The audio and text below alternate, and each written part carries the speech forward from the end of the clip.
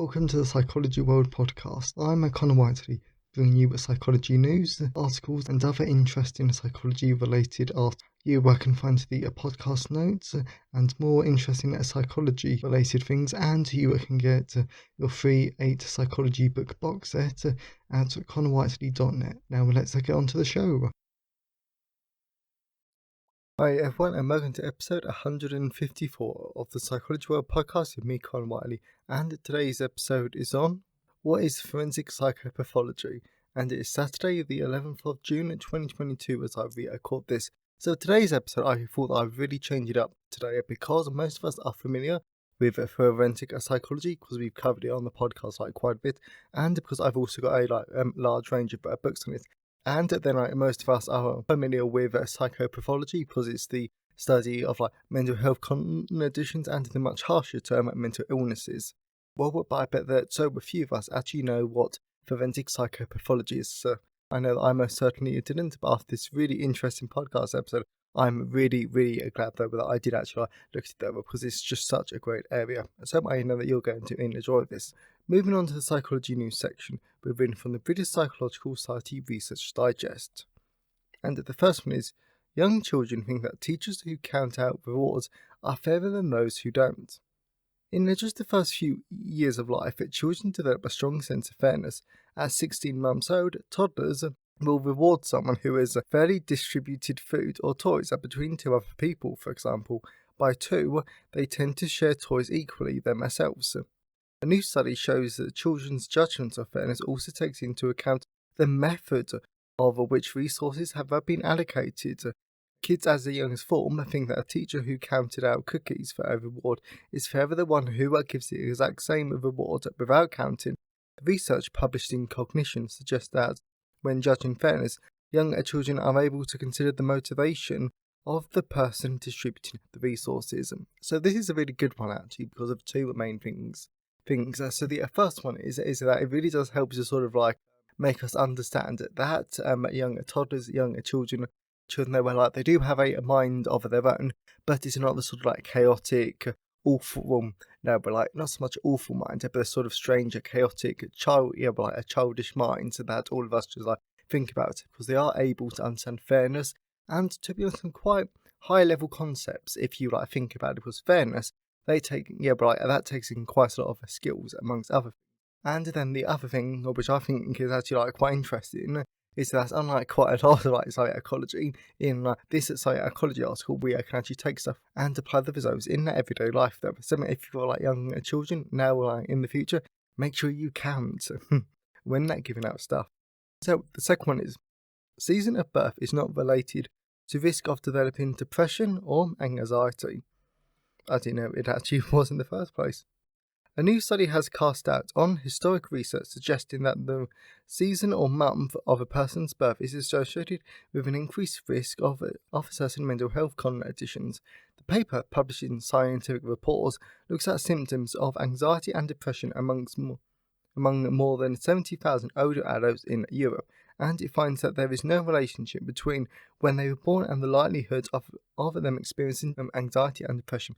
And as I said, to be honest, I can't even see how it would, because the social factors, for example, I have no idea how how the weather would actually be related to the social factors, because all of the social factors are about your social network and your own environmental factors. Again, the weather I just can't see. Biological factors, I don't really know how off the top of my head, how the weather or the season or the month of your birth affects your genetics, for example, and your neurons for the neurogenesis hypothesis, and cognitive, because I know that there's seasonal affective disorder, but again though, that's because of other factors which is not related to the month that you're born in. So again, I really don't know how this ever held any water. That's just my thoughts. So the last one is, the editor's pick. Dolphins' personality traits are surprisingly similar to our own. Okay. Yesterday was World Oceans Day, so what we're celebrating by revisiting the story from last year. We're all familiar with the Big Five model of a personality, which measures the traits of conscientiousness, agreeableness, extroversion, neuroticism, and openness. and thus openness to ego experiences. But what drove the evolution of these personality domains, and how do animal personalities compare with ours? Answers to the second question can help to answer the first. A 2021 study of a personality in bottlenose dolphins, published in the Journal of Comparative Psychology, found that in some key ways dolphin personalities is like our own. In others, though, it is not. So I won't actually go into the nitty-gritty of it, but what I do want to mention, despite all of the limits in comparative psychology and comparing human behaviour to animal behaviour, it is still quite important to at least explore that option, because of course it's psychology is a science, and science must explore in all directions and in all fields, though. So we must always compare ourselves to other animals, because at the end of the day we are animals, because if you're a living thing, you're either an animal or you're a plant. We certainly aren't plants. Plants, though. So it is actually quite interesting that we're actually doing this research, and these findings that can actually help us to understand ourselves, because as you'll probably find that, I don't know, well, I guess there is some sort of ancestral link, and of course I'm going back millions of years here, to be honest, probably. But there was probably offshoot of dolphins and humans. Yeah, because I was actually watching a David Attenborough program the other year. Well, and it went through the millions of the years, and how the different organisms that led to apes and then humans actually changed over the years. So very interesting. So I hope that you enjoy the psychology news section. So let's move on to the personal update. So we're moving on to the personal update. This week has definitely been doing lots of different bits and pieces, but there is some psychology related stuff which I'll mention in a moment. So this week I've mainly been seeing family and doing tons of other little bits and pieces. And I've also had some sort of opportunities pop up, but I'm not going to talk about them on the podcast just yet, mainly because one, they're not relevant to psychology. Two, because nothing's really come of them yet, though. But one of the things that I did when I was seeing my family was that we went to our local cathedral. A cathedral, to see a sort of, well, I don't know what you would call it. Let's say art exhibition, and all it literally was a massive earth just hanging there. And we were sort of well, I'm so glad they don't charge for it, because it's meant to be this really great thing, and this really great thing that's meant to celebrate the earth and nature and everything, and all it was literally an earth just hanging there. So so there was that, and then there was a bit of information, which the information was quite interesting, but unless you went over to this tiny clipboard or this tiny information board, there was literally nothing there. But it was still really nice seeing this family member. And then we went for lunch, which was really nice. But in terms of psychology, well, I've got my improvements back for my literature review, which I'll do next week before my placement ends. But the really exciting thing is that I'm starting to research the forensic psychology of terrorism and hostage taking. This will definitely be a book that will be coming out next year. Though, and it really is actually interesting though, to not only debunk some of the myths, for example, there's the idea of the terrorist personality or the terrorist psychopathology, and then it's also really interesting to see the 4 different waves, and then the 5th waves of terrorism, because you've got the first terrorism, which has started in Russia with the anarchists, and then you've got the more advanced terrorists of today, which are focused on religion and sometimes politics. So that's really, really interesting, and I really am looking forward to writing more about it and researching a lot more. So as always, I always love to hear your thoughts and feelings on today's episode. So you can always email me, conwiley@conwiley.net. You can always leave a comment at the show notes at conwiley.net/podcast, and you can always tweet me on Twitter at Sci-Fi Wiley. I always love to hear from all of you, because it always makes the podcast feel more like a conversation. And I should also probably mention, I mentioned there, that if you find me on the Facebook at Conor Whiteley Psychology Author, author there, then you can also comment on my Facebook posts. So, because every Monday, I do tend to post the podcast episodes there. Yeah, but it's just Facebook is not really something that I actually focus on. And today's episode has been sponsored by Forensic Psychology. So this is a really good sponsor for today's episode. because forensic psychopathology is a subfield of forensic psychology. So it's really easy to understand and a really interesting book that lots of people love. Really helps you to get a deep understanding of what forensic psychology actually is, because it is not profiling and it does cover a lot more, and of course it covers a lot of stuff really scientifically, so it also goes into the methodologies. So if you're interested in learning more about forensic psychology, sex offending, rehabilitation, the theories of offending, and so many more great topics that I really cannot recommend enough, then definitely check out Forensic Psychology. Available from all major ebook and audiobook retailers, and you can order the paperback and the hardback version from Amazon, your local bookstore or local library if you request it. So let's move on to the content part of today's episode. So we're moving on to the content part of today's episode. So we're going to be talking about what is forensic psychopathology, and this is just such a brilliant episode that I'm actually just going to dive into it. So generally speaking, as supported by Ray 2018, psychopathology is used in clinical psychology to talk about mental health conditions, and is the scientific study of them through investigations and specialised treatments where experts determine the causes of the condition and how to treat them. Then there is a subfield within this subfield that investigates how mental conditions influence our behaviours and thoughts. Therefore, forensic psychopathology is something a lot more nuanced and challenging, in my opinion, since this field takes the study of psychopathology and combines it with the legal system, resulting in a discipline that focuses on the psychopathological theories and practices and how they apply within the criminal justice system. Now, I must confess that reading some of the literature in this field is, to be honest, it's just head shaking, because as my background is mainly in clinical psychology, and the field is turning towards a more neutral and less blaming and less damaging language. So what with more of this research using words like mental disorder, mental problems, and more, it is very head shaking. The difference between forensic psychology and forensic psychopathology. Now, if you're like me, then you would probably don't see the immediate difference between forensic psychopathology and your everyday forensic psychology. Nevertheless, forensic psychology has a much wider focus than mental conditions, and even when forensic psychology focuses on mental health and conditions, it tends to focus on mental conditions in the legal arena, such as courtrooms and mechanisms like in sanity pleas, and practicing clinical psychology in a forensic setting like prisons, Ward 2013. In addition, forensic psychology experts conduct their psychology assessments on people who are involved in the legal system, for example, victims, criminals, and other people, with these experts being highly trained individuals in clinical methods, and they have experience with the law as well. And this is absolutely critical when we bear in mind that forensic psychologists have both a law and ethical responsibility for the cases, like in sanity and competence hearing, child abuse and custody cases, psychological evaluations, victims of crimes, counselling services, offender programs, as well as diagnosis and treatment plans.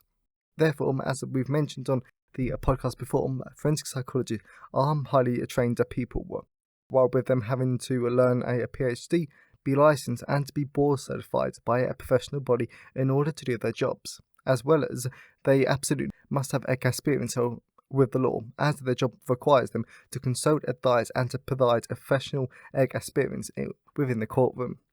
More on forensic psychopathology. Now we have a better understanding of how forensic psychology is different in this case, let's refocus on what psychopathology actually involves.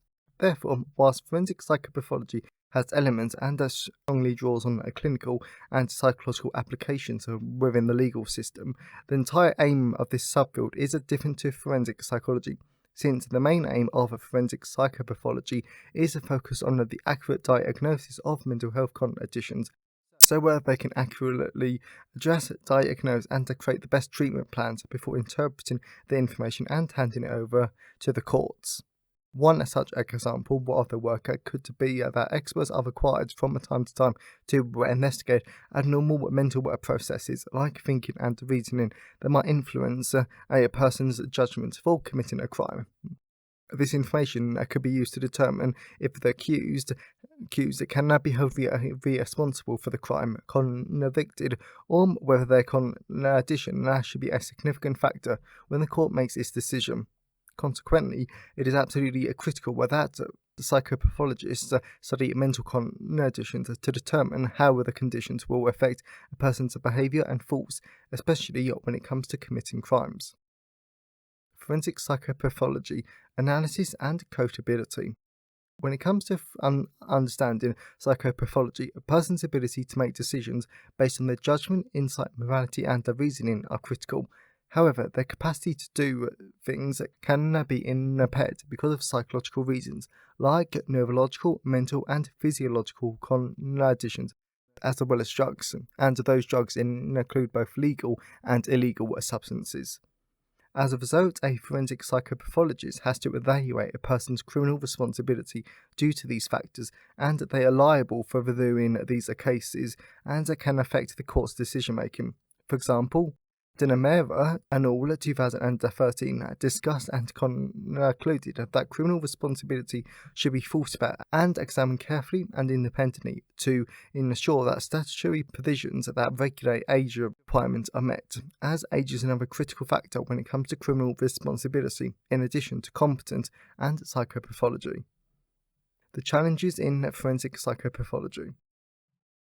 Nevertheless, this field of psychology is far from without challenges or difficulties, like most fields, to be honest, as it is very difficult to define a diagnosis for a condition. This is even more true for people who don't meet the minimal criteria for mental health conditions or a type of psychological impairment. And I suppose in courts of law, subsyndromal conditions don't carry as much weight.